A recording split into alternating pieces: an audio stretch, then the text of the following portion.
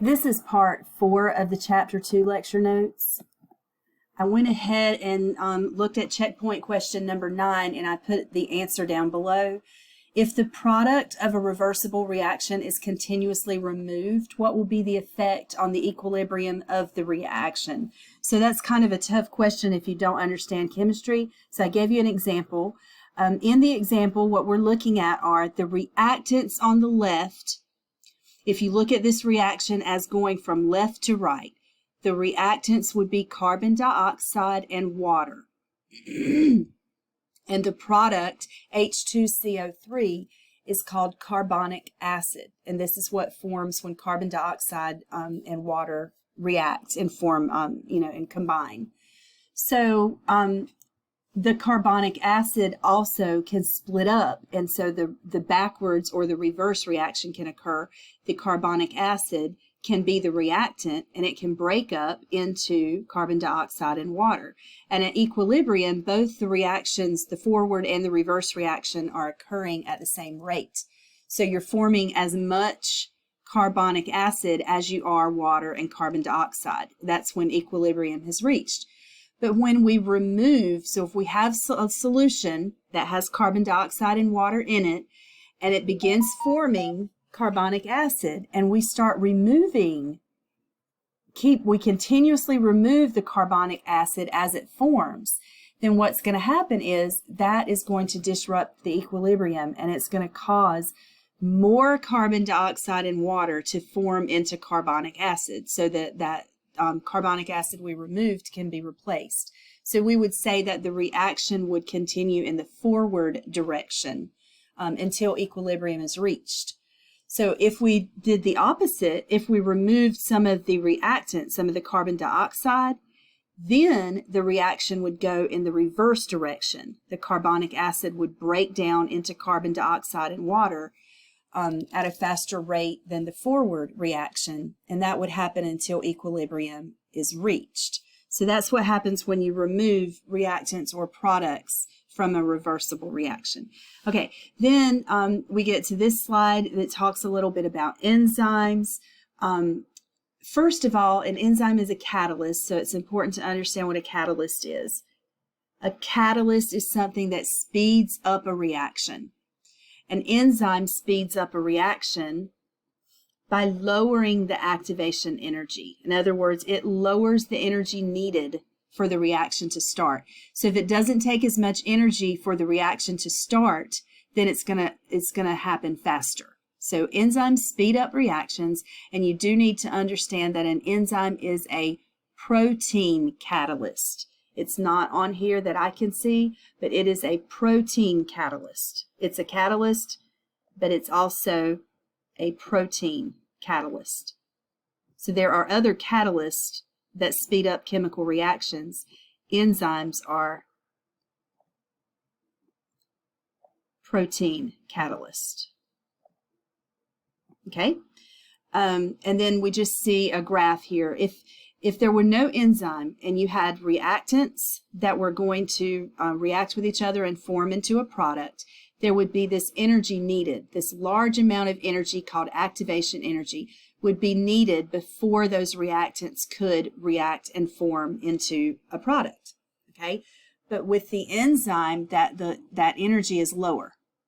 So what happens is, since the energy is less, the activation energy required for the reactants to form into a product, since that energy is less, it takes less time for the reaction to occur. So enzymes speed up chemical reactions by lowering the activation energy. That's what they do, okay? If you hear about a chemical reaction described as exergonic, that means it releases energy. All of our catabolism reactions are exergonic. So that means the hydrolysis reactions are exergonic. Endergonic reactions absorb energy. So all of our anabolic reactions, the dehydration synthesis reactions, are endergonic. What is an enzyme? A protein catalyst. Why are enzymes needed in our cells? And that is to speed up the chemical reactions that need to happen in our cells. If they don't happen at a certain speed. If they don't happen fast enough, then we die. So that's why they're needed.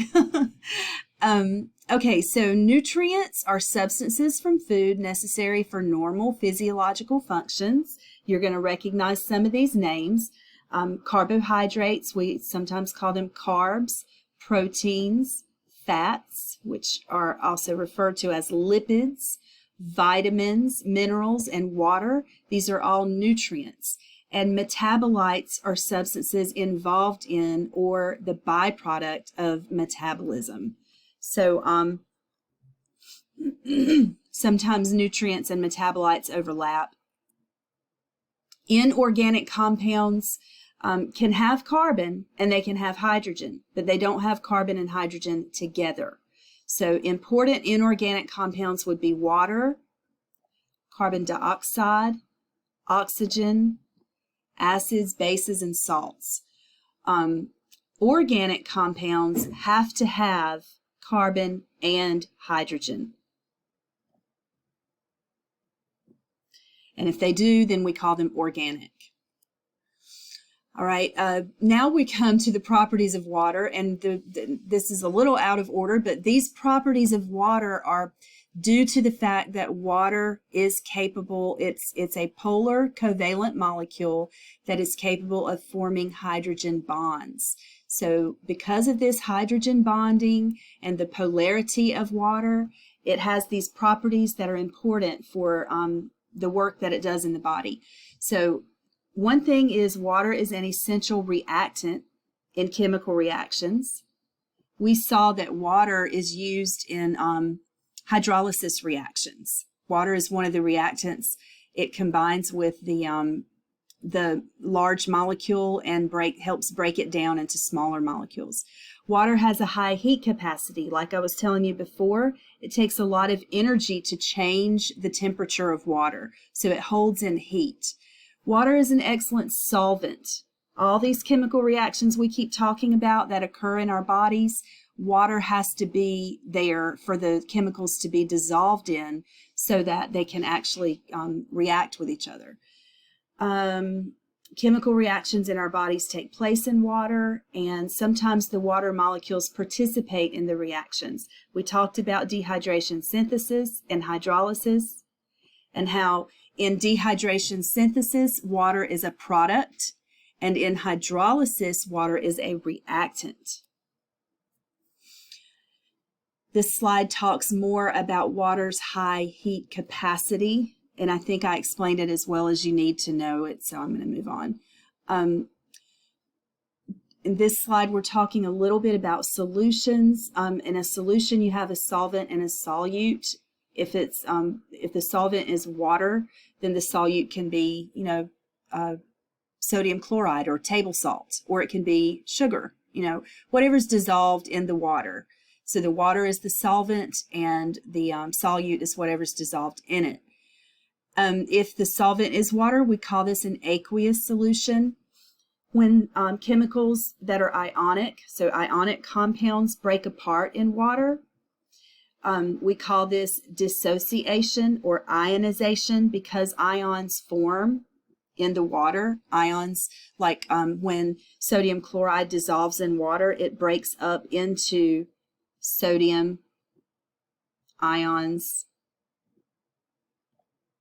that have a positive charge and chloride ions that have a negative charge.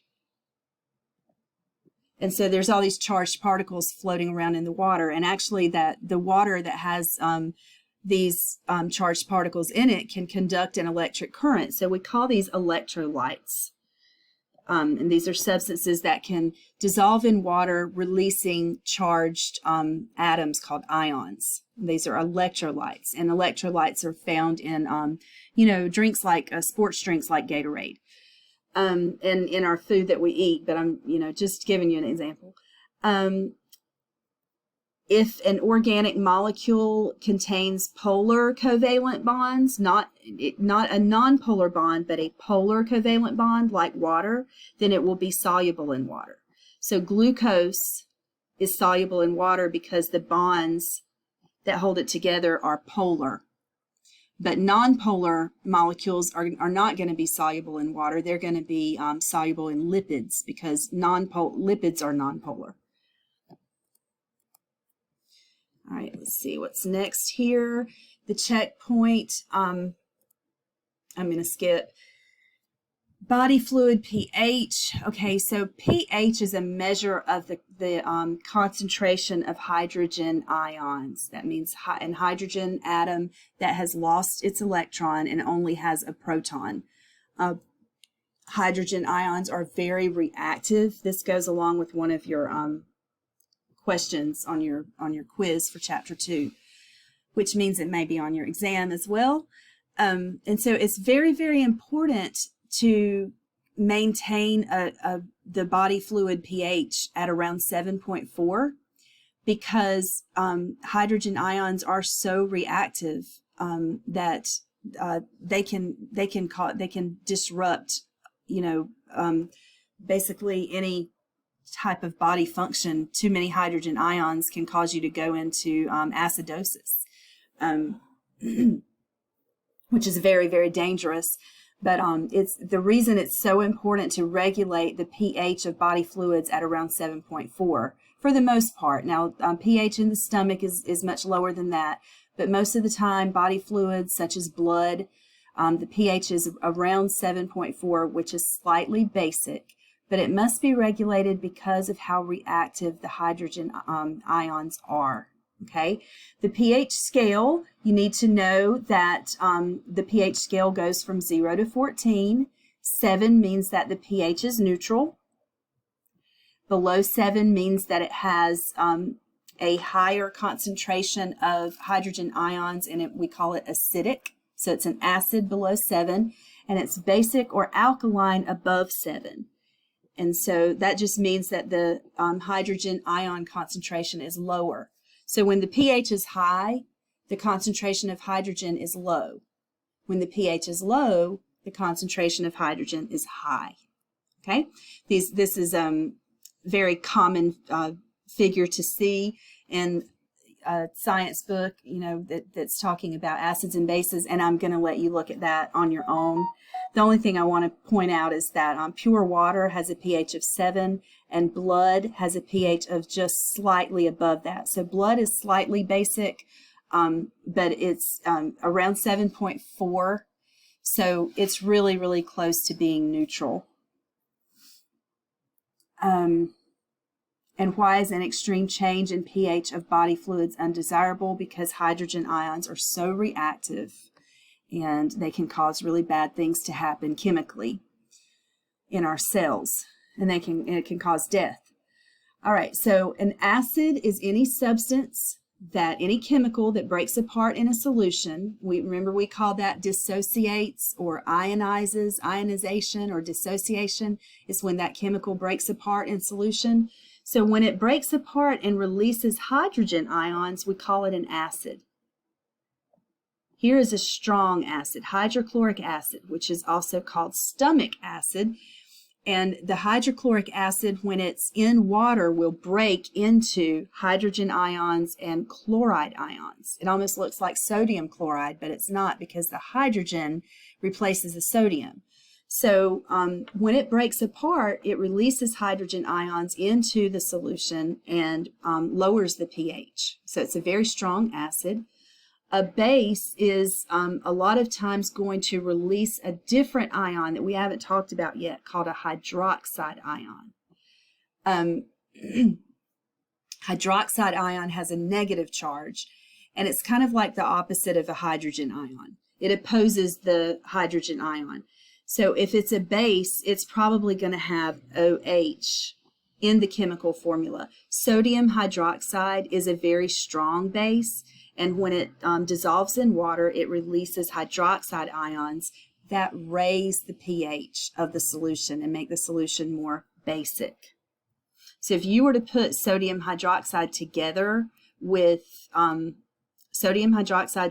hydrochloric acid, what you would have is a neutral reaction. They would neutralize each other, a strong acid and a strong base. It talks about weak bases.